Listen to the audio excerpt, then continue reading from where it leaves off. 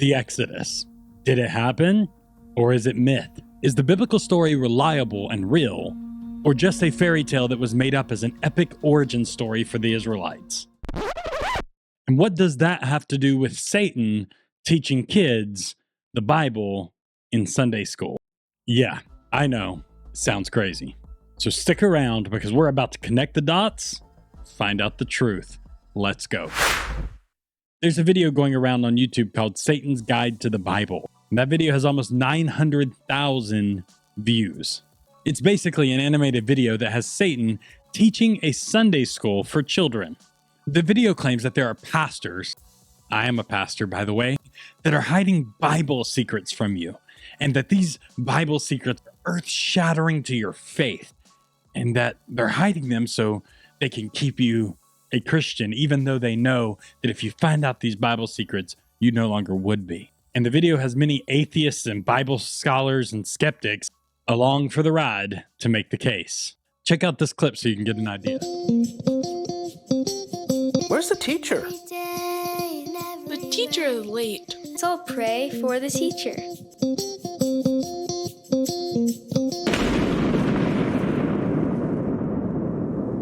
Whoa. For reals? It can't be. Oh my gosh. Is that? Your teacher. Your substitute Sunday school teacher.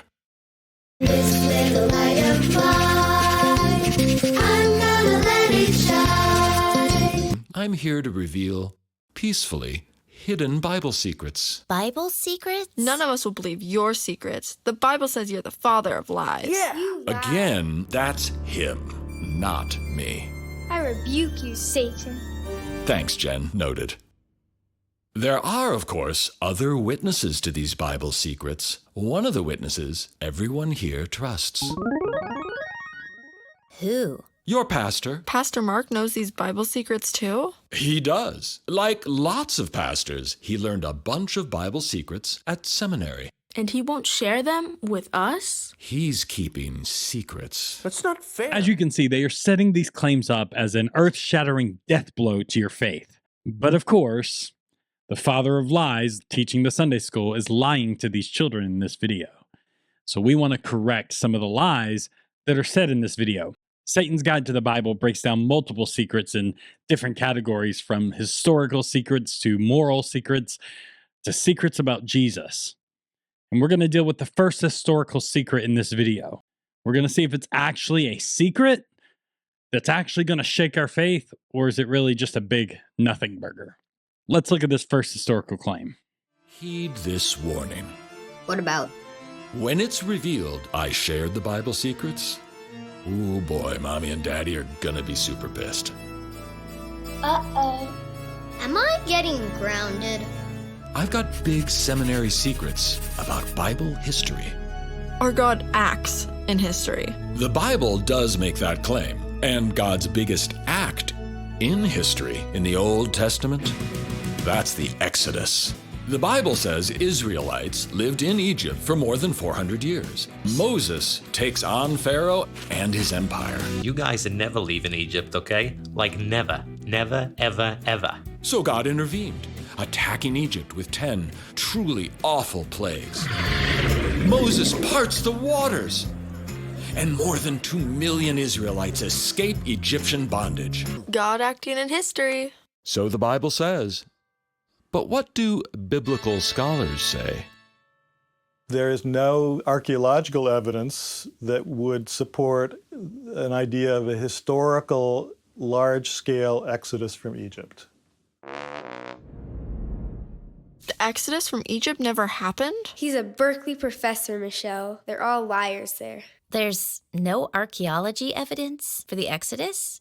Out of Egypt they did not come.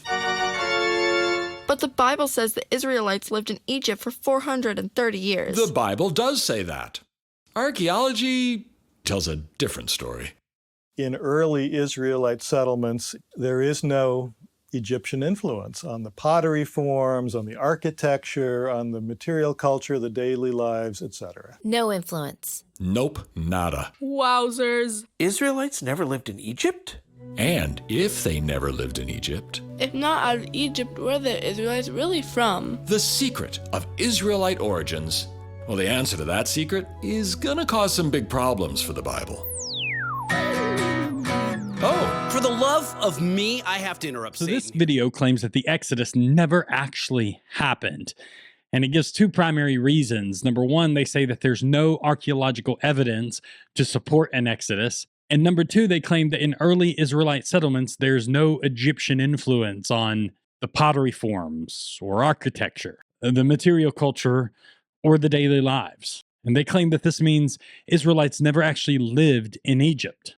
Later, the video claims that Israelites are just Canaanites who happened to be in the land of Canaan and formed as a group as another one of the ites in Canaan, and that at a later time they wrote the book of Exodus as a fantastic origin story. Like the Avengers movies created origin stories for all of their main heroes like Iron Man, basically claiming that it was a myth written later. Some claim that it was written at the time of Ezra or Nehemiah, and others at the later monarch period.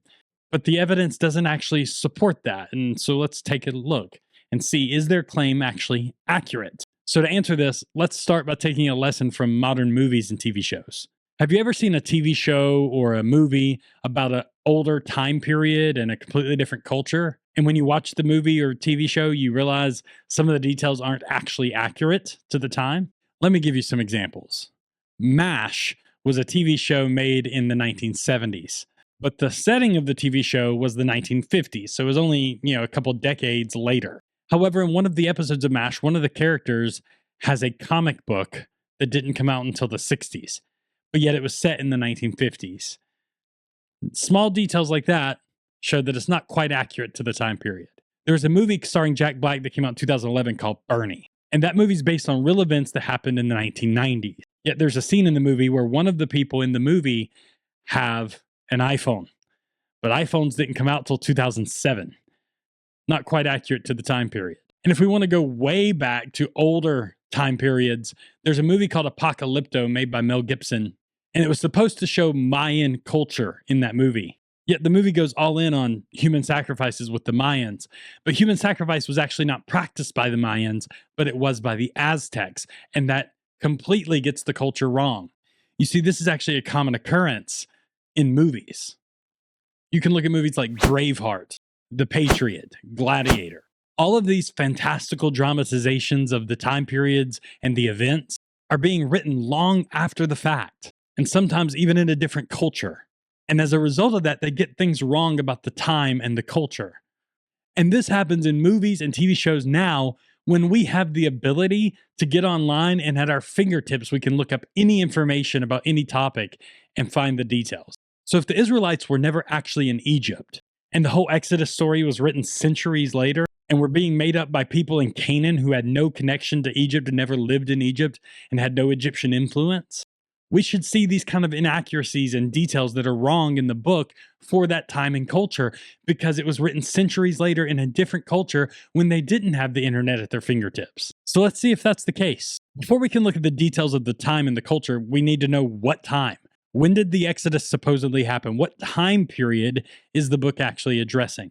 Now, there's some debate amongst scholars, but most scholars agree that the events of the Exodus occurred in the 13th century BCE under Pharaoh Ramses II. The biblical clues give us some details on this. In Exodus 12, after the 10th plague, Pharaoh wakes up and he finds his firstborn dead in verse 30. And in verse 31, he calls for Moses and Aaron to come to him in the middle of the night. And he tells them to leave Egypt. And the text seems to indicate that the Israelites left in a hurry and were gone by the morning. And you can kind of see this throughout all the plagues. Moses and Aaron are close to Pharaoh and could go up to Pharaoh multiple times and then back to the elders of Israel and then back to Pharaoh again. So the Pharaoh's residence had to be close to where the Hebrews were living. So where were the Hebrews living? According to the Bible, the Hebrews settled in the land of Goshen, which is kind of a province of Egypt at the time. Goshen was in the northern part of Egypt, and the evidence suggests that the Israelites would have been in a city in that land called Avaris. To give you a visual, on this map, the red square is larger Egypt, the blue square is Goshen, and the red dot is the city of Avaris. Now, I hear you. What's the evidence that the Israelites were in Avaris? Well, let me give you an example of the archaeological evidence that the Israelites were indeed in Avaris in Egypt. Austrian archaeologist Manfred Bietak has excavated 4-room houses at Tel El Daba, which is the historical site of Avaris. These 4-room houses date back to the Middle and Late Bronze Age, and only Israelites were known to have built 4-room homes. We can see this because excavation sites in Israel have found tons of 4-room homes that were built during the Iron Age, which is after the Bronze Age, when Israel moved out of Egypt into the Promised Land. There's no other ethnic group that is known to have built 4-room houses. So these 4-room houses in the land of Avaris are concrete archaeological evidence of the presence of Israelites living there in Egypt. Baitak and his archaeological team have also excavated a large non-Egyptian palatial house at Tel Adaba, or Avaris, and under that they found an earlier 4-room house. Baitak also found an intentionally smashed statue in conjunction with this palatial house that they excavated. It was a male statue of a male figure, and the male figure was clearly Asiatic, which is the term that Egyptians used to say from Canaan. And you can tell this because he had a mushroom hairdo, which was common of the Canaanites at that time and were known to be Canaanites. And they also, in the statue, he had yellowish skin. And the size of this Asiatic statue indicates that this man once held some sort of very high office or esteem within the Egyptian government. Now, some argue this was Joseph and some argue it was Jacob. But the point is, someone from the region of Canaan was living in Avaris along with all their people living in Avaris and had built up the ranks into, at one point, the government of Egypt, which fits perfectly well with the biblical narrative. And the presence of people from Canaan isn't just attested to by those homes. There was pottery that would be in line with Canaanite pottery. And the dominant burial practices in Avaris at that time were also from Canaanite culture. Now, you may be wondering, well, why would Israelites have Canaanite culture? Well, remember, before Joseph went to Egypt, Abraham and Isaac and Jacob, they all lived in the land of Canaan, the land that God promised them. They moved there and lived there. And so before Joseph goes into Egypt and then his family follows him, they were steeped in, for several generations, in Canaanite culture. If we look at the biblical evidence, Joseph seems to align with the time period of the Hyksos. The Hyksos dynasty in Egypt is a very unique dynasty. We'll talk about it in a moment. But during that time, it wasn't until the Hyksos dynasty that chariots became prominent use in Egypt. And we see stories about Joseph being carried in chariots and things which wouldn't have happened prior to the Hyksos dynasty. So it seems like Joseph would have been in Egypt during the Hyksos dynasty. And Avaris was the capital city of the Hyksos dynasty. And it makes sense that Joseph would be there. Since Joseph was second in command, he would be at the capital of the dynasty, which happened to be in Avaris, and all his family would have joined him there. Now, the capital didn't stay at Avaris. It changed over the next several dynasties. In the 18th dynasty, the capital was in Thebes, which is hundreds of miles away from Avaris. This would be too far of a distance for Moses to be able to travel to see Pharaoh and then back to the Israelites in enough time and as quickly as the Bible describes it. But in the 13th century, the 19th dynasty of Egypt brought the capital to a new city called Ramses. And this city was just a short distance from Avaris. And this city would allow Moses and Aaron to travel to Ramses and back to Avaris very quickly. Avaris and Ramses were only about 2 kilometers apart, or just over a mile apart. We also see further evidence of this in Exodus chapter 1, verse 11, where it tells us the Israelites were made slaves and they built the store cities of Pithom and Ramses. Ramses seems to be this ancient city of Ramses, of which the store cities, which would have been built at the time of the capital being there, weren't built until the 19th dynasty. So the Exodus had to have happened after the start of the 19th dynasty, after the capital was moved to Ramses. Now, this is what's interesting. The Merneptah stele, which is an inscription that has been found, tells us that Israel was already in the land of Canaan by about 1210 BCE. So the Hebrews would have had to have left Israel at least 40 years prior to that. Since the 19th dynasty started in 1292 BCE, and 40 years before 1210 BCE would be 1250 BCE, the Exodus had to have occurred between 1292 and 1250 BCE. So now that we have the time period, let's look to see if we have any evidence of the Exodus being a later myth after that time frame, with inaccuracies and historically inaccurate information. The book of Exodus actually does not show any markers of later forgers or myth makers. It does, however, show markers of ancient people that had knowledge of Egyptian language, custom, and culture. It is highly unlikely that later forgers or myth makers who were making up a legend for an origin story would get all of these details right. Benjamin Noonan, who is a biblical scholar, points out that the books of Exodus through Numbers uses a significant amount of Egyptian loanwords. Loanwords are words that are adopted from a foreign language with little or no modification.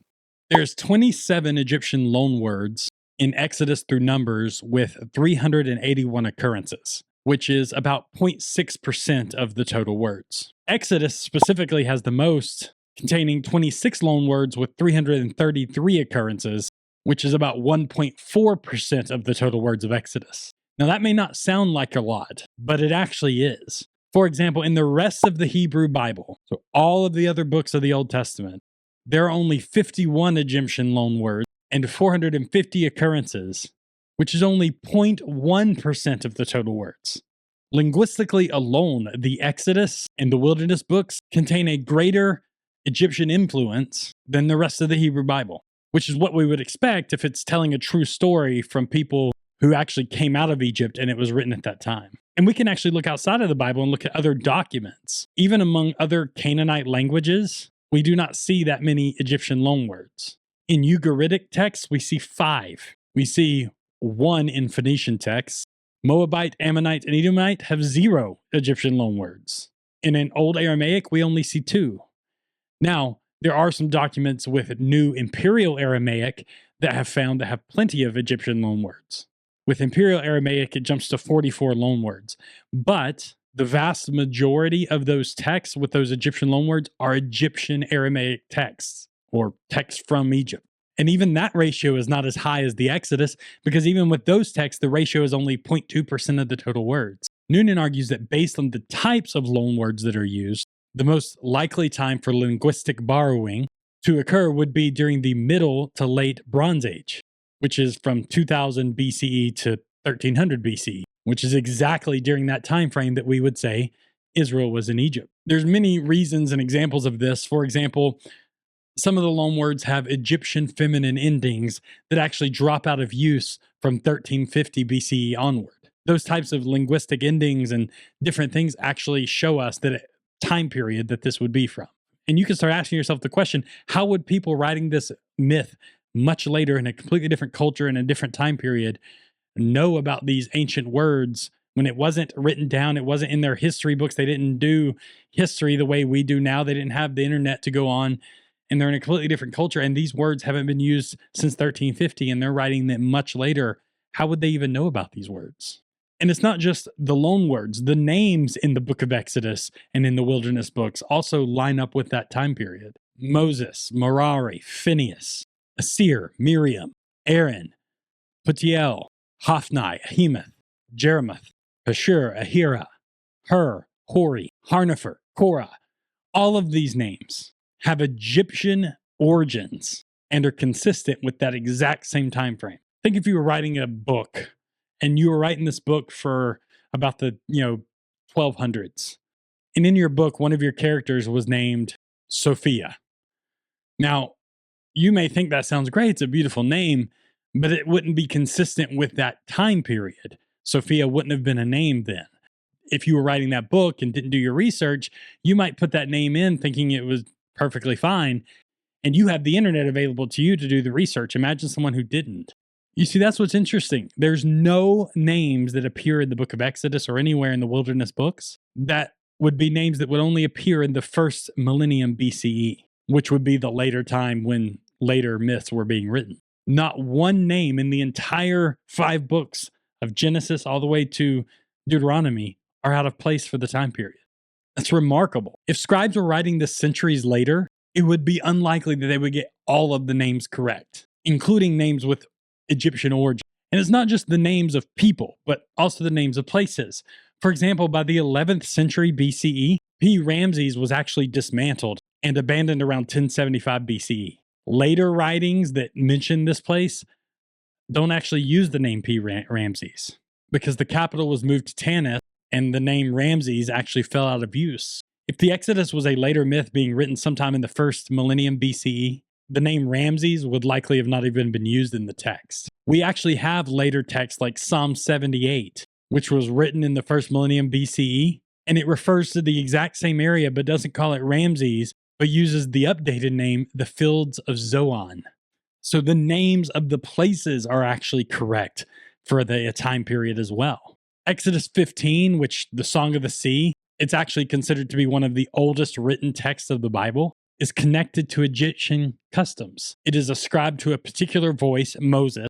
Egyptian hymns would always ascribe that hymn to a specific voice, whereas other songs of the time were not ascribed to a particular voice. And even the words being used, the poetic nature of God's right hand being used to destroy the enemy, matches with Egyptian texts on how they use that phrase. In Akkadian and Ugaritic texts, which are Canaanite texts, the right hand is used exclusively to talk about holding or grasping.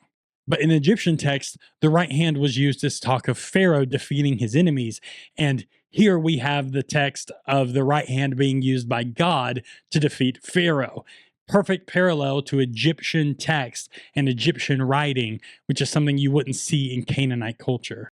And the terminology of the right hand being used to defeat enemies in Egyptian text, guess when it reached its height?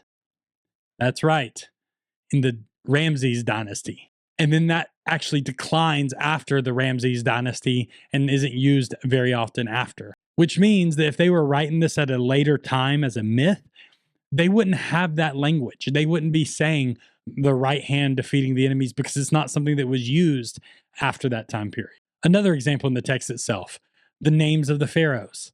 The pharaohs are not named from Genesis to Exodus. It doesn't mention the personal name of the pharaohs in those texts. This actually matches a common Egyptian theme in the 2nd millennium BCE. Egyptian writings prior to the 10th century BCE would not include a personal name with the name of the pharaoh. They would just use the title Pharaoh. However, in the 1st millennium BCE, it began to be included. And of course, the writings of the Hebrew Bible follow this pattern. In Genesis and Exodus, no name of the Pharaoh used. But in later texts in the Bible, the names of the Pharaoh are used. You can see this in 2 Chronicles 12:9, 2 Kings 23:29, Jeremiah 44:30, etc. So the literary style and the practices of the book of Exodus actually correlate to Egypt in the 2nd millennium BCE. And it's not just the style, but even things related to culture. Notice when Moses goes to Pharaoh, he doesn't initially say, hey, let us go free and not be slaves. He initially says, hey, let us go into the wilderness to worship our God. This fits perfectly with the culture of Egypt of the time. Multiple sources from the times of Ramses II show that groups of workers and servants would be allowed to be idle for 14 days so they could offer sacrifices to their gods or enjoy a break for a festival for their gods. There's other details which I won't go into in this video, but things like crop cycles of Egypt that are very explicitly detailed in the book of Exodus that no one centuries later would have any idea of. So it's clear the book of Exodus can't be a later fantastical myth or origin story, as the Satan Sunday School video likes to pretend. But what about the claim of a lack of archaeology? Well, we've already talked about some archaeology in this video, but there's other archaeological evidences. For example, the Bible talks about Joseph going because of a great famine, so he went to Egypt. That's why Joseph went there in the first place. And there is evidence of great famines at the time of the Hyksos dynasty. And it actually affected the south where there were different dynasties that ruled. Remember, Joseph's rule would have been sometime during the 15th dynasty, which is the Hyksos dynasty. But what you may not realize is that Egypt at the time was fragmented. And there were some smaller dynasties ruling alongside the 15th dynasty, but they were ruling further south. But archaeology tells us that The northern Hyksos dynasty seemed to have prospered and became the dominant force during the time period, while the southern dynasties were suffering in famine. Well, this lines up perfectly with the biblical account of Joseph, who went under the Hyksos dynasty and was able to protect them from famine, and so they grew in power. This becomes perfectly aligned with scripture. And I already talked about some archaeological evidence, but there's more. There's a papyrus that's been found called Papyrus Brooklyn 35.1446. It's an Egyptian document that has been found, and written in hieratic script is the name of 95 household servants of a noblewoman named Senebtisi. 40 of the names on that list are Semitic names. Hebrew is a Semitic language, remember that. And several of those names have been identified as Hebrew names. One of the names on there is a name called Menahema, which is a feminine form of a Hebrew name, Menahem, which you can find in 2 Kings 15. There's also a woman whose name is parallel to the name Issachar, and also a name parallel to Shiphrah, which was one of the names of the Hebrew midwives in the book of Exodus. Titus Kennedy, which is a field archaeologist, summarizes this papyrus that was found and the importance of it. And he says, quote, "This list is a clear attestation of Hebrew people living in Egypt prior to the Exodus, and it is an essential piece of evidence in the argument for a historical Exodus." We also have evidence that backs up the historical book of Exodus in the process of making bricks. You see, one of the tasks the Israelites were pressed into doing was making bricks for Pharaoh. When Moses petitioned Pharaoh to let God's people go, Pharaoh responded by making things more difficult, and the way he did that was very significant. The Bible describes that they would withhold the straw to make it harder to make the bricks. The biblical description of slaves making bricks is actually affirmed by a painting in the tomb of Rekhmire, which is somewhere between 1470 and 1445 BCE. He was the vizier of Egypt under Thutmose III and Amenhotep II. The painting depicts Nubian and Asiatic, remember Asiatic meaning from Canaan, and it depicts them as slaves making bricks for the workshops of the Karnak temple. In the painting, slaves are seen collecting and mixing mud and water, packing the mud in brick molds, and leaving the bricks to dry in the sun. And in the painting, you can see nearby Egyptian officials with a rod overseeing the work. But it's not just that painting. We found a leather scroll that dates to the time of Ramses II, which mentions 40 stable masters, which are like junior officers, who each had a quota of 2,000 bricks to be made by the men under them. We also have two further Egyptian papyri, Anatasi 4 and 5, record that there are no men to make bricks and no straw in the district, highlighting the importance of straw as a binder for these bricks. These two things, the quota and the straw, perfectly line up with the biblical narrative that there was a quota of a certain number of bricks that they had to make every day, and the straw being used, which would have been withheld, but they still had the quota to meet, which fits perfectly with the biblical narrative. There's also papyruses we found that talked about beating slaves, which we see in the biblical narrative. There's something else very significant. Remember, we have archaeological evidence of Semitic and Hebrew people living in Avaris from the Hyksos dynasty up until the Ramesside period under Ramses II. But we see something interesting. The city of Avaris was abandoned under the rule of Ramses II. So the place where the Israelites lived mysteriously becomes completely abandoned during the time of Ramses II. But what is even more interesting is that roughly 40 to 50 years later, there becomes a population explosion in Canaan. Archaeologist Amihai Maza said, "Intensive archaeological surface surveys revealed an entirely new settlement pattern in Iron Age 1. Hundreds of new small sites were inhabited in the mountainous areas of the upper and lower Galilee, in the hills of Samaria and Ephraim, in Benjamin, in the northern Negev, and in parts of central and northern Transjordan. Much of this activity can be related to Israelite tribes, though the ethnic attribution in some of these regions is still questionable." So isn't that interesting that about 40 years later, 50 years later, there's this explosion of population in Canaan? Israel Finkelstein, another archaeologist, said this: These surveys revolutionized the study of early Israel. The discovery of the remains of a dense network of highland villages, all apparently established within a span of a few generations, indicated that a dramatic social transformation had taken place in the central hill country of Canaan around 1200 BCE. In the formerly sparsely populated highlands of the Judean hills, in the south of the hills of Samaria and the north, far from the Canaanite cities that were in the process of collapse and disintegration, about 250 hilltop communities suddenly sprang up. Here were the first Israelites. This abandonment of Avaris, and within 50 years, the population explosion in Canaan, fits amazingly well with the biblical narrative. What about the claim that the Israelites wandered in the wilderness for 40 years, and yet there's no archaeological evidence in the Sinai to show that? Richard Elliott Friedman is a biblical scholar who states there have been no major excavations in the Sinai. And archaeologist Baruch Halpern noted that we know land armies did traverse that terrain without leaving any detected archaeological evidence. So even if excavations were done, it's expected that we wouldn't actually find much. Why?